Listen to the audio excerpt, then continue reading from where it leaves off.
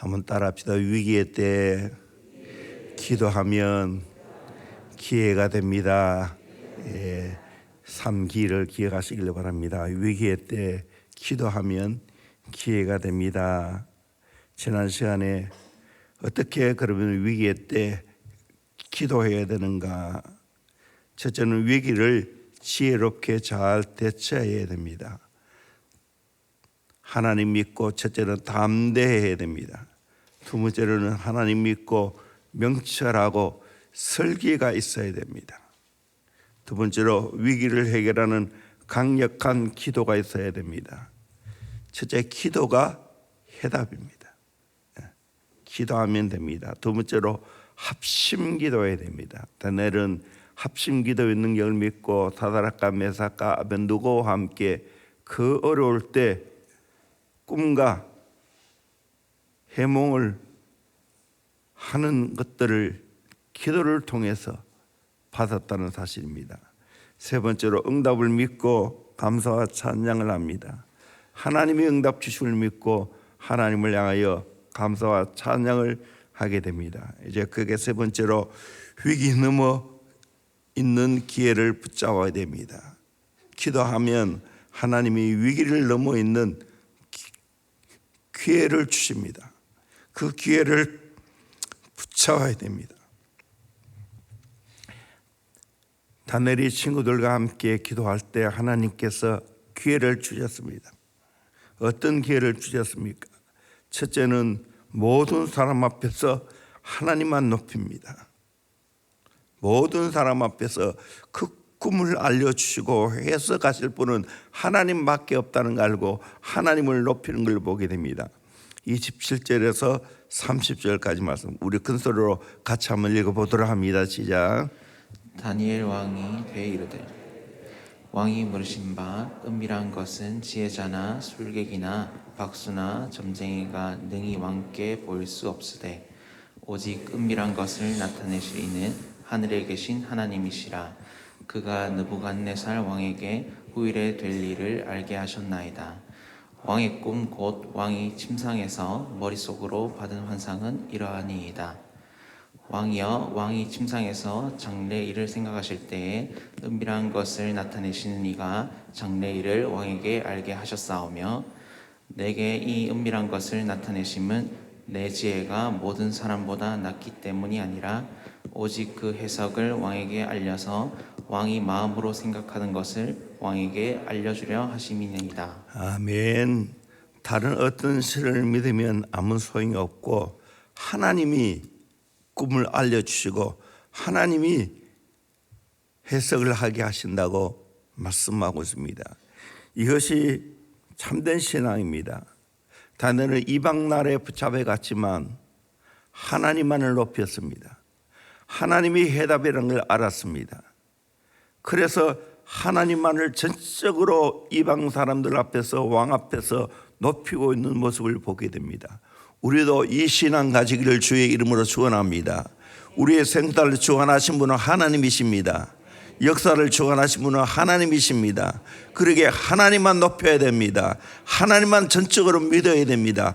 우리가 진짜 신뢰할 분은 하나님밖에 없습니다. 하나님만 높여야 됩니다. 이 참된 믿음이라는 사실입니다. 그래서 고린도후서 4장 7절 말씀 같이 보도록 합니다. 시작. 우리가 이 보배를 질그릇에 가졌으니 이는 심히 큰 능력은 하나님께 있고 우리에게 있지 아니함을 알게 하려 함이라. 예, 우리는 질그릇과 같습니다. 그런데 우리 안에 보배가 있어요. 삼위 하나님이시죠. 큰 능력은 내게 있는 게 아니에요. 하나님께 있다라고 말하고 있습니다. 그러기에 우리는 하나님만 믿고 하나님만 높여야 되는 거예요. 누구 앞에서나 당당하게. 이런 신앙인을 키워야 되는 거예요. 교회에서. 교회에서 이 신앙을 키워줄 때가 어디 있어요? 왜 어린아이부터 하나님을 믿는 신앙을 가르쳐야 됩니까? 장래의 모든 해결할 자는 하나님밖에 없기 때문입니다. 세상에 믿을 건 아무것도 없어요. 사람 믿을 거 없어요. 정권 믿을 거 없어요. 다 돌고 도는 거예요. 하나님이 다 주관하고 있다는 걸 우리가 확실히 깨달아야 됩니다. 요셉의 신앙도 마찬가지죠. 이방 나라에서 국무총리가 되는 높은 자리에 있으면서도 교만하지 않고 맡은 일에 충성할 수 있었던 것은 모든 것이 하나님의 은혜인 줄 알았어요. 두 자녀를 낳아도 이름 짓는 거 보면 하나님을 향한 믿음밖에 없어요. 창세기 41장 51절 52절 말씀 같이 봅니다. 시작. 요셉이 그의 장남의 이름을 므낫세라 하였으니 하나님이 내게 내 모든 고난과 내 아버지의 온 집을 잊어버리게 하셨다 하미요. 차남의 이름을 에브라임이라 하였으니 하나님의 나를 내가 수고한 땅에서 번성하게 하였다 함이었더라. 예, 하나님이 내 고난을 다 잊어버렸다는 것이 므낫세입니다. 하나님이 수고한 땅에서 번성하게 한 것이 에브라임이라는 거예요. 하나님이 다 하셨다는 거예요. 여러분, 이 신앙 가지기를 주의 이름으로 축원합니다. 아멘. 내가 이 신앙 가지고 내 자녀에게 이 신앙 물려줘야 돼요. 대원교회 왜 옵니까? 이 하나님 배우기 위해서, 하나님 경험하기 위해서 오는 거예요. 하나님 잘 믿기 위해서 오는 거예요. 이게 해답이에요, 해답. 아멘. 정말에 이걸 깨달아야 돼. 이걸 깨달아야 돼요. 두 번째로 하나님의 주신 지혜로 꿈을 해석했습니다. 하나님의 주신 지혜로 꿈을 해석했습니다. 꿈에 관해서 일반적으로 두 가지 접근법이 있습니다. 첫째는 꿈을 현실과 억눌러진 소원에 대한 반영으로 보았습니다. 꿈은 현실과 억눌린 소원, 그런 것이 꿈에 나타나지요. 일반적인 특징이에요. 두 번째는 꿈을 계시의 수단을 봅니다. 어떤 꿈은 하나님이 계시하는 것이 있어요. 큰 우상을 보았지요. 31절에 왕이여 왕이 한 큰 신상을 보셨나이다. 그 신상이 왕 앞에 섰는데 크고 광채가 매우 찬란하며 그 모양이 심히 두려우니. 그런데 그 우상은 부분이 다 달라요. 첫째는 머리는 순금이라고 말합니다. 첫째, 이 머리는 순금이라는 거예요. 32절, 37절, 38절 같이 봅니다. 시작. 그 우상의 머리는 순금이요 가슴과 두 팔은 은이요 배와 넓적 다리는 노시요. 왕이여 왕은 여러 왕들 중에 왕이시라. 하늘의 하나님이 나라와 권세와 능력과 영광을 왕에게 주셨고 사람들과 들짐승과 공중의 새들 어느 곳에 있는 것을 막론하고 그것들을 왕의 손에 넘기사나 다스리게 하셨으니 왕은 곧 금머리니이다. 예, 왕이 금인데 그 머리가 금이라는 거예요. 금신상. 이걸 누구를 가리키는가? 바벨론 왕을 가리킵니다. 바벨론 왕. 가장 반짝반짝 빛나고 대단한 왕이 바벨론 왕입니다. 두 번째는 가슴과 두 팔은 은이라고 말하고 있습니다. 가슴과 두 팔은 은이요. 또 해석하기를 39절 읽어봅시다. 시작. 39절. 왕을 뒤이어 왕보다 못한 다른 나라가 일어날 것이요 셋째로 또 놋 같은 나라가 일어나서 온 세계를 다스릴 것이며. 두 번째는 가슴과 두 팔.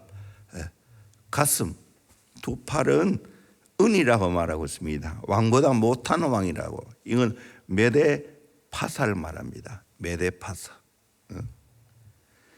바벨론 제국보다 더 넓었지만 끼친 영향력과 국력은 바벨론보다 못하다는 거예요. 어떻게 미래 될 일을 이렇게 상세하게 이야기하고 있습니까? 세 번째로 벼와 넓적 다리는 노시라고 말합니다. 32절에 벼와 넓적 다리는 노시요. 39절에 셋째로 또 녹 같은 나라가 일어나서 온 세계를 다스릴 것이요. 녹 같은 나라가 온 세계를 다스릴 것이요. 이 녹은 뭐겠어요? 헬라의 알렉산더 대왕을 이야기하고 있어요. 주전 333년에서 주전 63년경까지 헬라가 그렇게 강했습니다. 우리가 아는 대로 이 알렉산더 대제는 20세트의 왕이 되었습니다. 20세에 왕이 되어 결심한 것이 있습니다. 이 세상에 인간이 살고 있는 모든 땅은 내가 정복하리라. 알렉산더 대제는 사람이 살고 있는 온 나라를 진짜 정복했습니다. 그리고 나서 울었다고 합니다. 더 이상 정복할 나라가 없었기 때문입니다. 알렉산더 대왕은 정복하는 나라마다 자기 이름을 따려서 알렉산드리아라는 도시를 세웠어요. 이 도시가 70군데나 된다고 있습니다. 그만큼 무력으로 전 세계를 정복했습니다. 주전 330년에 알렉산더 대제는 성도인 예루살렘을 정복할 계획을 세우고 수많은 군대를 이끌고 위용을 가시하면서 예루살렘을 향해 올라와서 결국에는 예루살렘을 정복했습니다.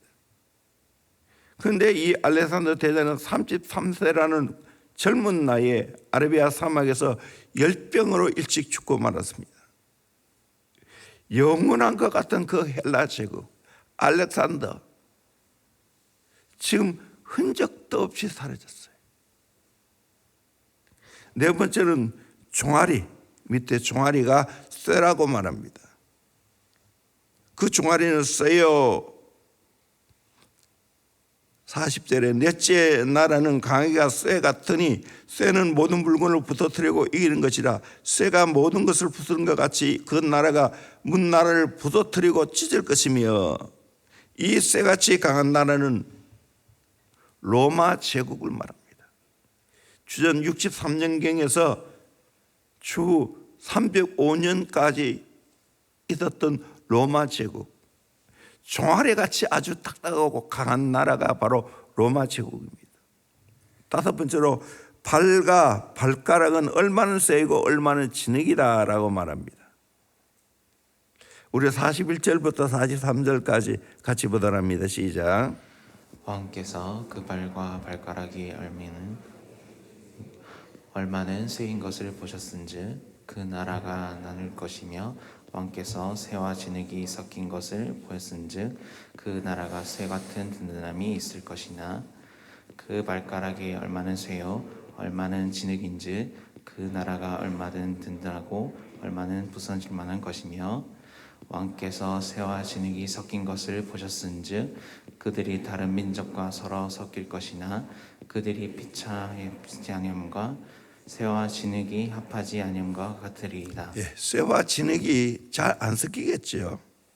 이걸 해석하기를 과거적 역사적 해석입니다.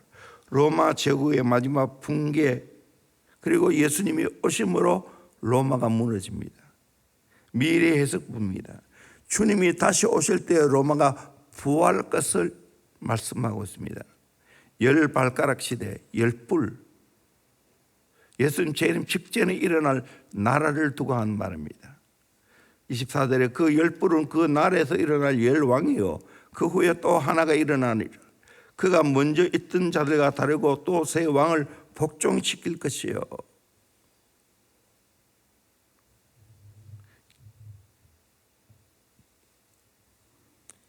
마지막으로 손대지 아니한 돌이 쇠와 진흙의 발을 완전히 무너뜨립니다. 44절 45절 같이 읽겠습니다. 시작.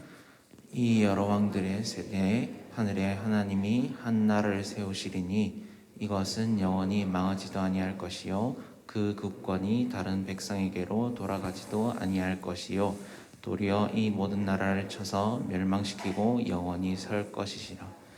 손대지 아니한 돌이 산에서 나와서 쇠와 놋과 진흙과 은과 금을 부서뜨린 것을 왕께서 보신 것은 크신 하나님이 장래 일을 왕께 알게 하신 것이라. 이 꿈은 참되고 이 해석은 확실하니 손대지 아니한 돌이 산에서 나와서 쇠와 놋과 진흙과 은과 금을 부서뜨린다고 뜨인 돌을 말합니다. 예수 그리스도의 세계를 말합니다. 하나님의 왕국을 말합니다.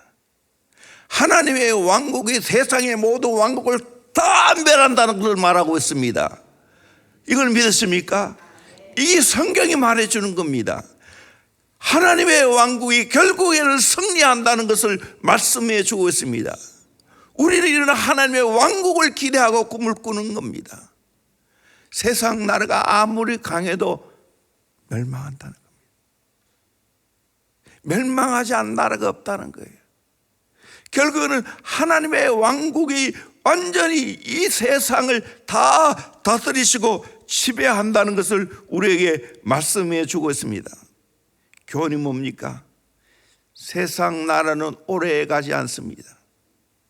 그토록 강했던 금과 같은 바벨론도 결국 망했고, 그 다음 일어나는 메대 파사도 망했고, 그다음에 그렇게 대단히 떨쳤던 헬라, 그 위에 로마의 강국 대단했지 않습니까? 결국 다 망한다는 거예요. 그래서 세상 나라에 대해서 여러분 너무 지나치게 일비하지 마세요. 대선이 끝났는데 지금 팽팽하게 둘로 나눠졌지 않습니까? 너무 기뻐하지 마시고 너무 슬퍼하지 마세요. 거기에 답이 있는 게 아니에요. 또 언제 또 바뀔지 몰라요. 주권은 행사해야 되지만 지나치게 또 믿지 마세요. 세상 나라는 그런 거예요. 하나님 나라가 승리한다는 거예요. 그래서 하나님 나라를 바라보고 우리가 하나가 되어야 되지. 세상 나라는 결국에는 다 쪼개져요. 갈라져요. 우리는 하나님 나라를 믿는 사람이에요. 아멘. 하나님 나라가 결국 승리한다는 거예요. 완전히 정복한다는 거예요. 지금 러시아와 우크라이나가 싸우고 있지만 참 마음이 아프죠. 참 강한 나라가 약한 나라를 도와야 될 건데 그렇게 정복합니다. 하나님의 마음이 아니죠. 이 세상 나라예요.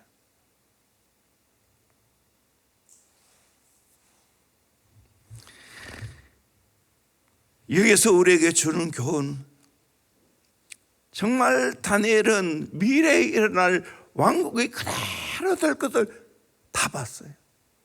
그대로 또 역사적으로 다 이루어졌어요. 그리고 마지막 최종 승리는 하나님의 나라와 왕국 뜨인 돌 대신 예수 그리스도가 승리해야 한다는 것을 우리에게 말씀해 주고 있습니다. 우리 이걸 믿어야 되는 거예요.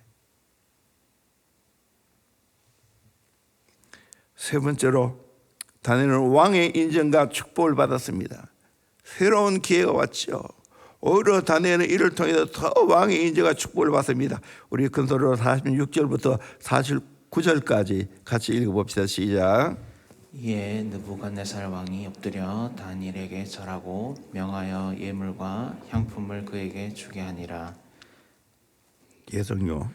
왕이 대답하여 다니엘에게 이르되 너희 하나님은 참으로 모든 신들의 신이시요 모든 왕의 주제시로다.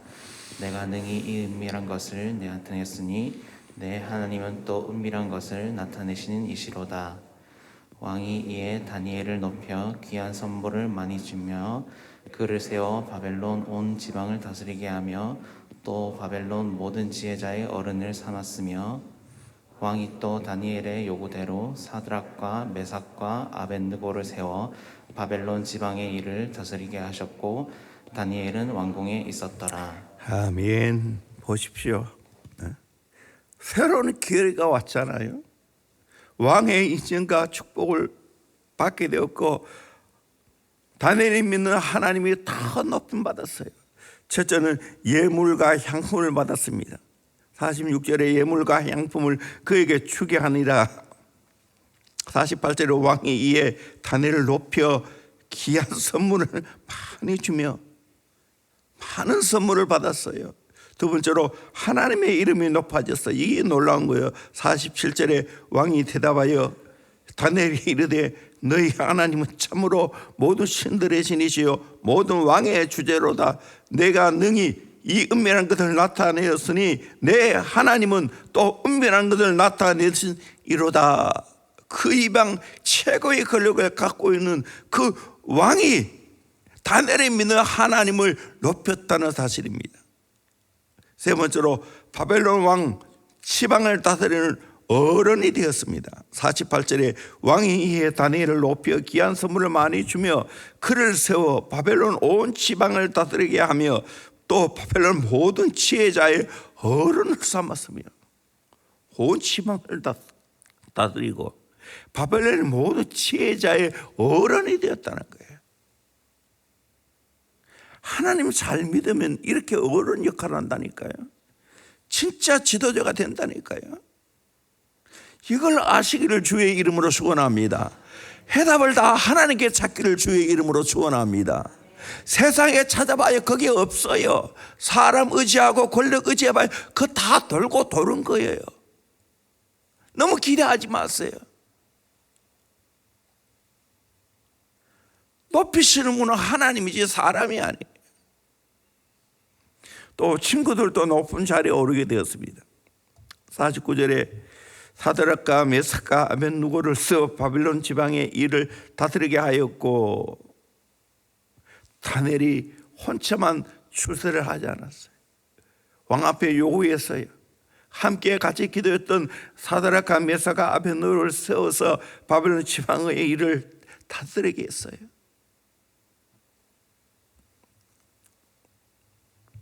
야고보서 1장 12절 말씀 같이 봅니다. 시작. 시험을 참는 자는 복이 있나니 이는 시련을 견디어 낸 자가 주께서 자기를 사랑하는 자에게 약속하신 생명의 면류관을 얻을 것이기 때문이라. 네, 다니엘은 큰 시험 받았죠. 그런데 다니엘은 그 시험 때 기도했습니다. 기도하니까 새로운 기회가 주어졌습니다.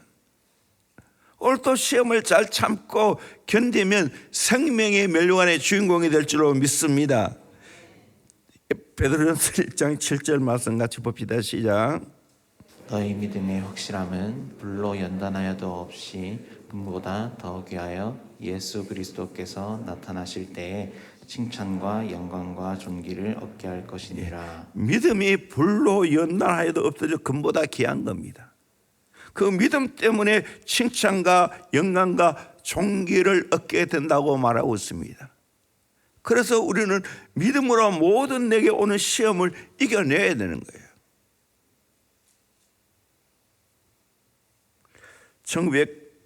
1909년 존 모트가 한국에 왔습니다.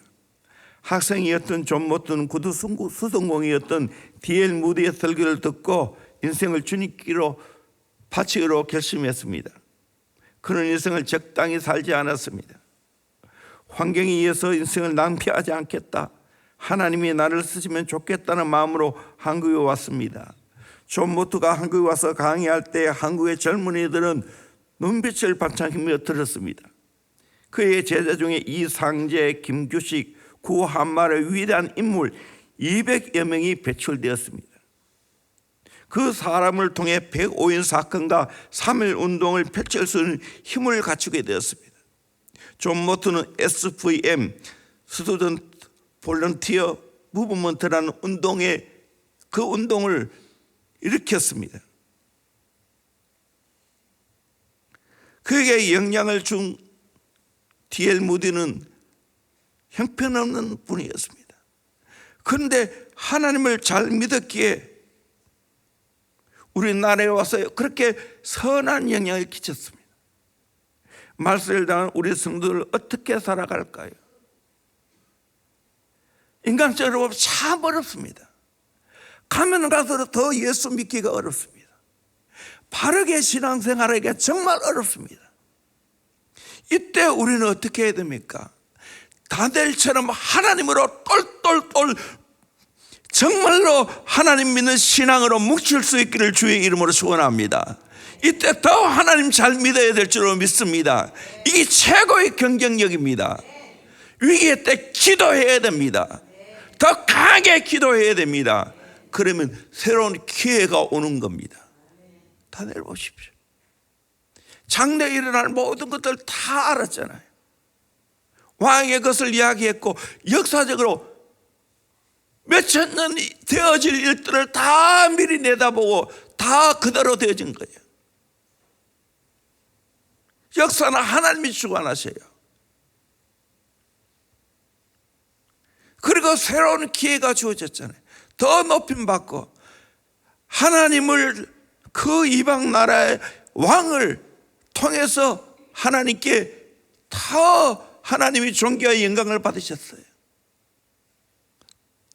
같이 기도했던 친구들도 높임받고 얼마나 하나님 앞에 이방 나라에서도 귀하게 쓰임받았습니까?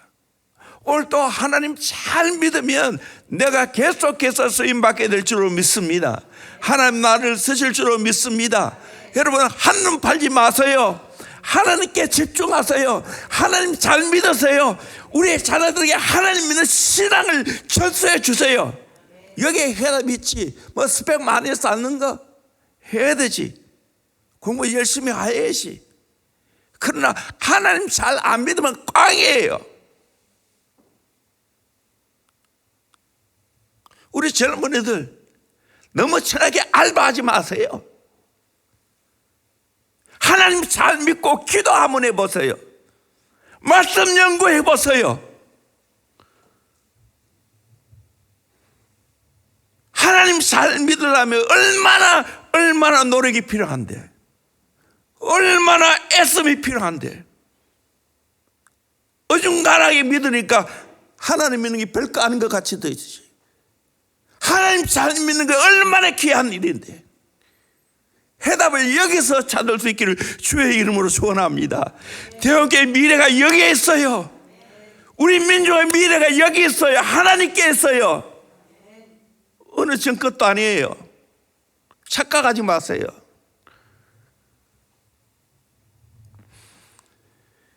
하나님 잘 믿는 것이 최고의 경쟁력이에요. 다니엘서 보십시오. 역사는 하나님이 주관하는 거예요. 이 귀한 신앙을 내가 먼저 앞장서서 선구자가 되고 우리의 다음 세대, 우리의 자녀들에게 이 신앙을 물려주는 은혜가 있기를 주의 이름으로 축원합니다. 축원합니다. 기도하겠습니다.